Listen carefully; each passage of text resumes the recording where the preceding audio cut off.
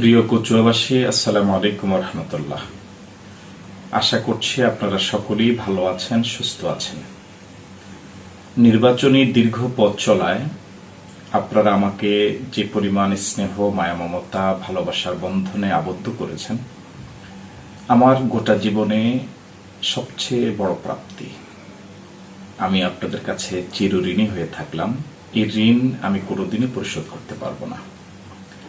নির্বাচনী গণসংযোগে প্রতিটি গণসংযোগ মানুষের দৃষ্টি আকর্ষণ করতে সক্ষম হয়েছে।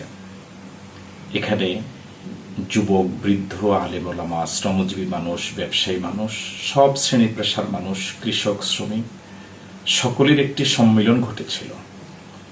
খেয়ে না খেয়ে দিনরাত বিরামহীন গতিতে আপনারা আমার সাথে ছুটে চলেছেন, আমাকে সঙ্গ দিয়েছেন।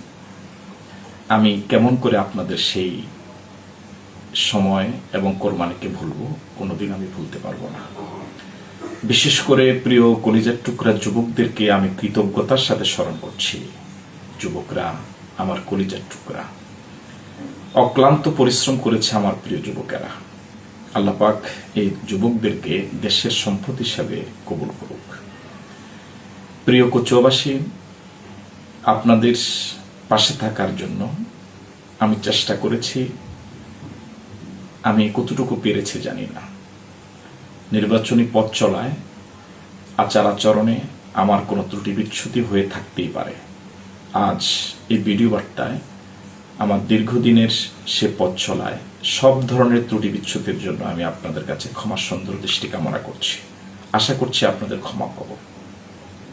আমি অত্যন্ত শ্রদ্ধার সাথে স্মরণ করছি আমার প্রিয় সংগঠনের নেতাকর্মী এবং সর্বস্তরের জনশক্তির কাছে।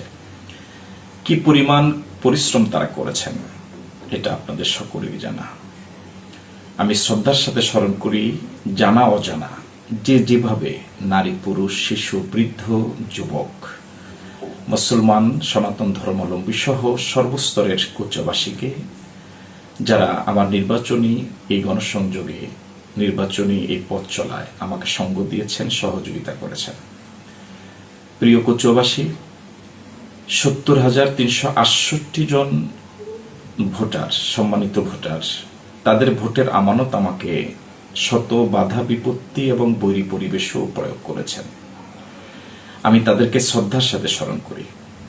কচুয়ার যে সকল সম্মানিত ভোটার ভাই বন্ধুরা, মা বোনেরা আমাকে ভোটের আমানতের ক্ষেত্রে আস্থাশীল মনে করতে পারেননি, আমি তাদেরকেও শ্রদ্ধার সাথে স্মরণ করি। আমি গোটা কচুয়ার হয়ে থাকতে চাই।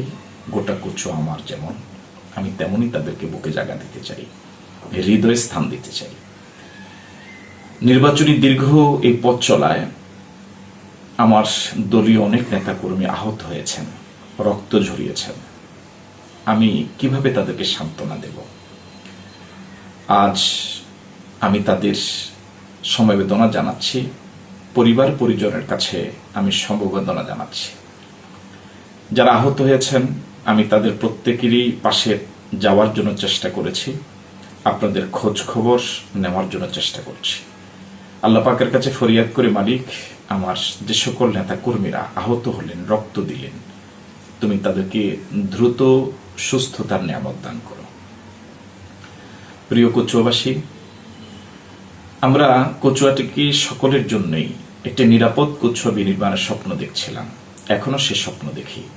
কচুয়ার সকল রাজনৈতিক নেতৃবৃন্দ এবং দলীয় কর্মীদের প্রতি আমার উদাত্ত আহ্বান থাকবে, আসুন না কচুয়াটাকে নিরাপদ করার ক্ষেত্রে, সার্বিক একটি সমৃদ্ধ উন্নত কচুয়া করার ক্ষেত্রে আমরা নির্বাচনী জনসভায়, পথসভায়, গণসংযোগে যে প্রতিশ্রুতিগুলো জনগণকে দিয়েছিলাম সে প্রতিশ্রুতি বাস্তবায়ন করি, সকলের জন্য একটি নিরাপদ কচুয়া গড়ে তুলি।